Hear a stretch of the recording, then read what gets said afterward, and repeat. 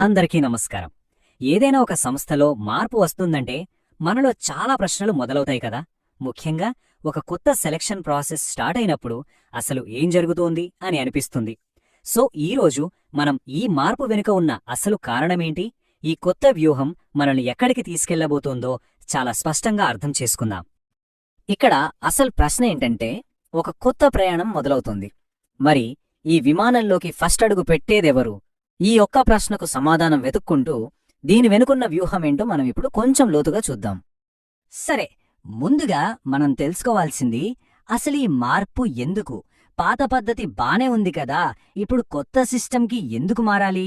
దీన్ని అర్థం చేసుకోవడానికి ఒక మంచి పోలిక ఉంది, దాని గురించి చూద్దాం. ఒక్కసారి ఊహించుకోండి, మన పాత వ్యవస్థ ఒక హ్యాంగ్ గ్లైడర్ లాంటిది. అవును, అది మనల్ని చాలా ఎత్తుకు తీసుకెళ్ళింది, అద్భుతమైన అనుభవాన్నిచ్చింది. కానీ దానితో ఒక్కరే ప్రయాణించగలరు, దాని కెపాసిటీ చాలా తక్కువ. కాని ఇప్పుడు మన లక్ష్యాలు చాలా పెద్దవి, అందరం కలిసి ఒకేసారి మన గమ్యాన్ని చేరాలి. దానికేం కావాలి?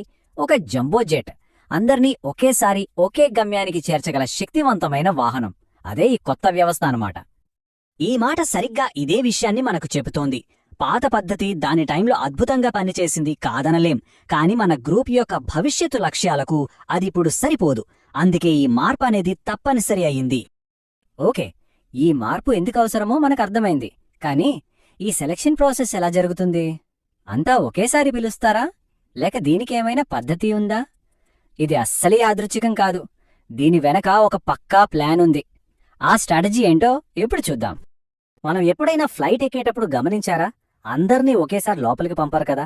మొదట ప్రత్యేక సహాయం అవసరమైన వాళ్లని, తర్వాత ఫస్ట్ క్లాస్ వాళ్లని, ఆ తర్వాత జోన్ల వారీగా ఒక క్రమ పద్ధతిలో పిలుస్తారు. మన ఎంపిక ప్రక్రియ కూడా అచ్చం ఇలాగే ఉండబోతోంది.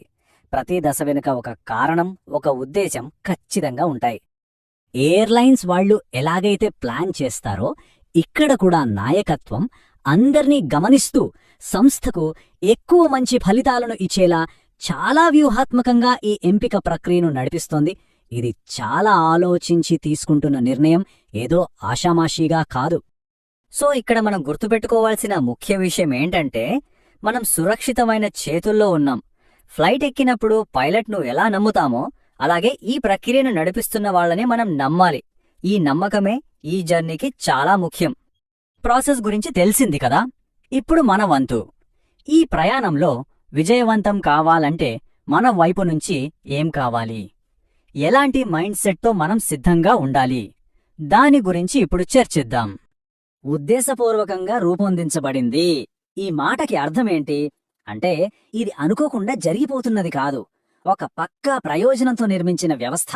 అంటే ఎవరైతే సరైన సంసిద్ధతతో ఉంటారో వాళ్ళకి సరైన అవకాశం ఖచ్చితంగా దొరుకుతుంది. ఈ జర్నీలో మనంతో పాటు ఉండాల్సినవి మూడు ముఖ్యమైన లక్షణాలు. 1, భవిష్యత్తు మీద ఆశావాదం. 2, ఒకరికొకరు సహకరించుకునే గుణం. 3, అందరి మేలు కోరే ఒక మంచి ఉద్దేశం. ఈ విమానం నడిచేది ఈ విలువలనే ఇంధనంతో అన్నమాట. ఈ సర్ఫింగ్ పోల్గా చూడండి, ఎంత అద్భుతంగా ఉందో. నా టైం ఎప్పుడు వస్తుందా అనే ఆందోళన పట్టాం కాదు. సర్ఫర్స్ లాగా ఓపికతో సరైన అవకాశం కోసం సిద్ధంగా ఉండాలి. అలా వచ్చినప్పుడు దానితో పోరాడకూడదు, దానిమీద ప్రయాణం చేయాలి. ఇవన్నీ సరేగాని అందరి మనసులోనూ ఒకే అనుమానం ఉంటుంది. అసలు అందరికీ చోటుందా లేదా కొందరికేనా? ఆ ప్రధానమైన ఆందోళన గురించే ఇప్పుడు చివరిగా మాట్లాడుకుందాం. ఈ మాట వినండి, ఎంత స్పష్టంగా ఉందో. ఈ కొత్త వ్యవస్థ అందర్నీ కలుపుకొని వెళ్లేలా డిజైన్ చేయబడింది. ఎవరైతే నిజంగా ఈ ప్రయాణంలో భాగమవ్వాలనుకుంటున్నారో వాళ్ళందరికీ ఇక్కడ స్థానముంది, ఎటువంటి సందేహం లేదు. ఇది మనందరికీ ఎంతో బలాన్నిచ్చే మాట. మనందరికీ కావాల్సింది ఆ విమానంలో ఒకే ఒక్క సీటు, అంతే.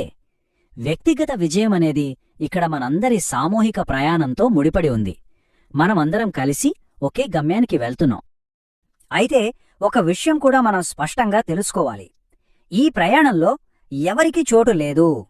అనవసరమైన ఇబ్బందులు సృష్టించేవాళ్లకి, చెడు ఉద్దేశాలు ఉన్నవాళ్లకి ఈ విమానంలో చోటు లేదు. ఇది మన గ్రూపు యొక్క భద్రతను, సమగ్రతను కాపాడడానికి తీసుకున్న నిర్ణయం.